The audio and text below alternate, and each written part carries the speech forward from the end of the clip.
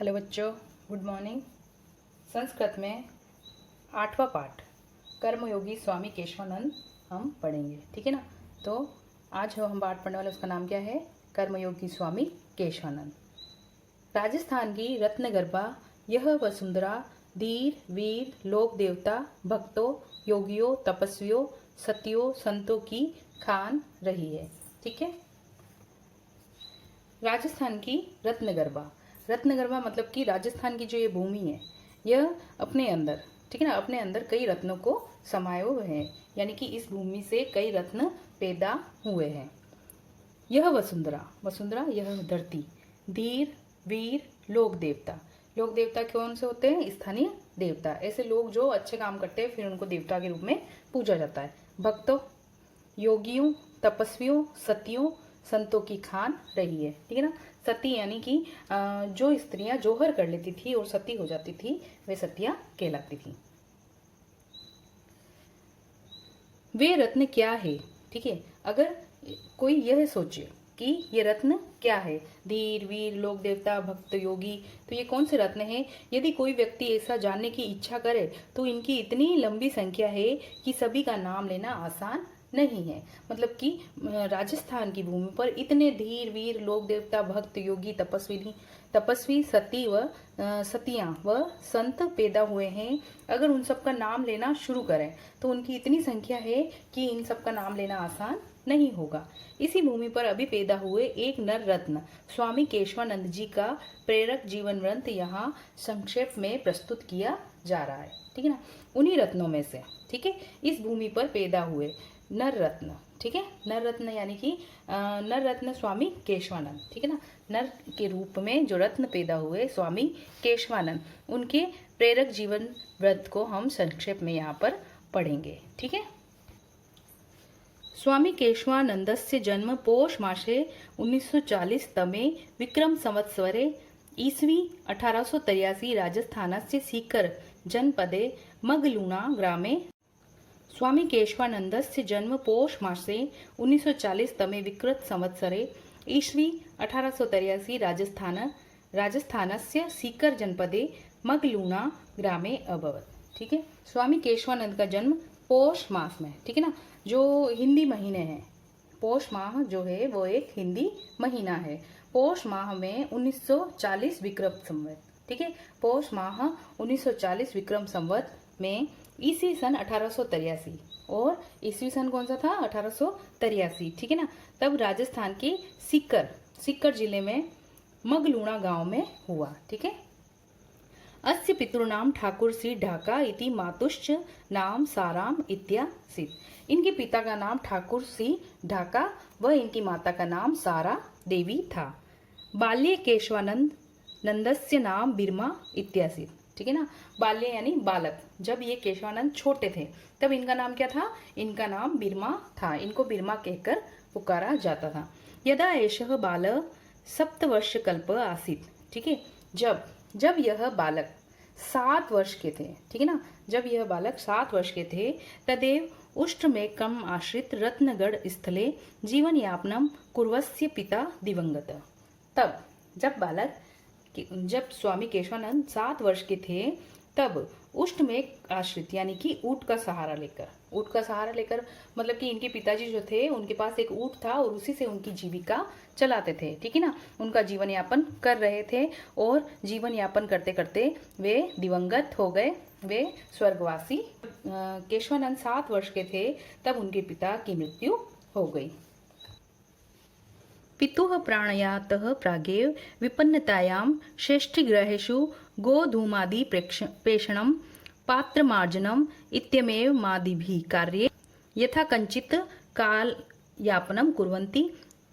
तो जब इनके पिता की मृत्यु हो गई, ठीक है, तो ये बहुत ही विपत्ति में गिर गए, ठीक, बहुत ज्यादा धन की कमी हो गई। तो ये श्रेष्ठगृहेषु, श्रेष्ठ कहते हैं सेठ लोग को, ठीक है। तो ये क्या करते थे? सेठ लोग के घरों में जाकर गेहूं पीसते थे, ठीक है, गेहूं पीसते थे और बर्तन धोते थे। पात्र मार्जनम यानी बर्तन भी धोते थे, ठीक है। इन्हीं कामों पर यही सारे काम करते ये जैसे जैसे अपने समय को बिता रहे थे। काल यापनम कुर्वन्ति, ठीक है ना, ये इन सब कार्यों में इनका जीवन बीत रहा था, समय बीतता जा रहा था। अस्य बालकस्य वराकी माता इदानी वेधव्य कारणाद इतोऽपि विपदा विभूता अभवत, ठीक है ना। और इनकी जो माता थी, ठीक है, स्वामी केशवानंद की जो माता थी वह बेचारी विधवापन के कारण, वेधव्य कहते हैं विधवापन, विधवा हो गई थी क्योंकि उनके पति की मृत्यु हो गई थी, तो विधवापन के कारण वह विपदाग्रस्त हो गई, क्योंकि उस समय जो औरतें विधवा हो जाती थी उनको घरों से बाहर निकलना भी मुश्किल होता था, ठीक है, तो वे विपदाग्रस्त हो गई थी। उच्यते ही छिद्रेन्वर्थाः बहुली भवन्ति, ठीक है, कहते हैं कि जब कमजोरियाँ होती है, जब परेशानियाँ आती है तो विपदाएं भी बढ़ जाती, जब कमजोरियाँ होती है तो परेशानियाँ बहुत अधिक बढ़ जाती है। इदानी मातु सहयोगाय बिरमा बालकेन गोचारण कार्य मारबद्धम, ठीक है ना, अपनी माता का सहयोग करने, इसीलिए मातु सहयोगाय यानी कि माता का सहयोग करने के लिए बिरमा, ठीक है, बिरमा क्या करता था, वो उसने गायों को चराना शुरू किया, ठीक है, बिरमा जो थे उन्होंने गायों को चराना शुरू किया। तदानीन्तनः दीनहीनः ग्रामीणः कृषकवर्गः श्रमिकवर्गश्च सामन्तानां राज्ञां नवाब संज्ञकानां वा वैदेशिकानां च शासकानां त्रिविधे दास्ता पंजरे आबद्ध आसीत, ठीक है, तो उस समय, ठीक है, उस समय दीनहीन, ठीक है, उस समय दीनहीन किसान, ग्रामीण लोग, किसान लोग और मजदूर, ठीक है, श्रमिक वर्ग यानी मजदूर वर्ग, नवाब और सामंत नवाब, राजा और विदेशी शासकों की गुलामी में जकड़े हुए थे, ठीक है ना। तो उनको तीन तरीके से वो फंसे हुए थे, तीन तरफ से वो फंसे हुए थे सारे गरीब किसान व मजदूर लोग, एक तो सामंत नवाब, दूसरे राजा लोग और तीसरे विदेशी, क्योंकि उस समय अंग्रेजों का भी शासन था। रोरव नरक प्रायम ही तेषाम जीवनम आसीत, ठीक है, इन सबका जीवन जो है एकदम नरक के समान हो गया था, ठीक है, सभी किसानों का और जो मजदूर लोग होते थे उनका जीवन नरक के समान हो गया था। नरक के समान होना यानी कि ये बहुत ही ज्यादा विपत्ति में गिर गए थे और इनका जीवन बहुत ही दुर्गम हो गया था, कठिन हो गया था। अयम पुनः गंडस्योपरि पिटकः संवृतः यतः भयंकरो दुर्भिक्ष कालः समापन्न, ठीक है, और यह फोड़ा, ठीक है, एक तो यह फोड़ा था कि उनका जीवन जो है वो बहुत ही दुखी था, उस पर दूसरी पीड़ा क्या हुई, दूसरा फोड़ा क्या मिल गया। फोड़ा क्या होता है, फोड़ा कहते हैं किसी चोट को, ठीक है, फोड़ा क्या होता है, चोट। एक चोट तो इनके ऊपर ये थी कि ये बहुत ही ज्यादा गरीब थे और विदेशी शासक राजा और सामंत नवाबों से ये पहले ही परेशान थे, और इस पर दूसरा फोड़ा इनको क्या मिल गया कि उस वर्ष में, ठीक है, उस वर्ष में एक भयंकर अकाल पड़ा, ठीक है ना, दुर्भिक्ष काल यानी भयंकर दुर्भिक्ष काल यानी कि एक बहुत ही भयंकर अकाल पड़ा।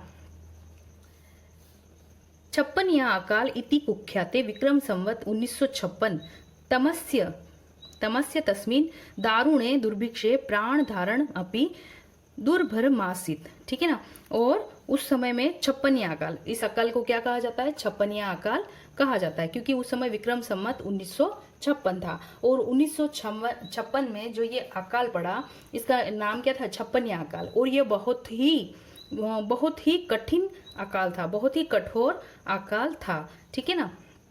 इस अकाल में जीना भी दुभर हो गया था। 56 अकाल जो है ये बड़ा ही कठिन अकाल था, इसमें कई जानवर और जो इंसान थे वो सारे मरते जा रहे थे।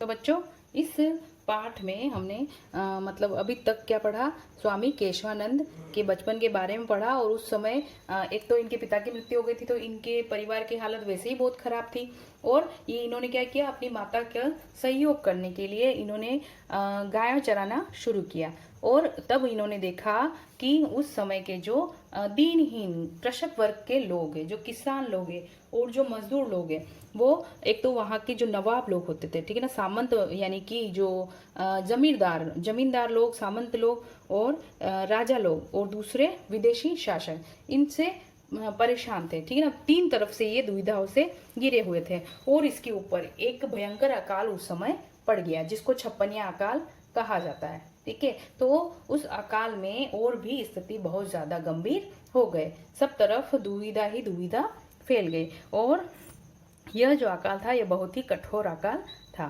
तो बच्चों आप भी यहाँ तक पढ़िए, इससे आगे का पाठ हम अगली कक्षा में पढ़ेंगे।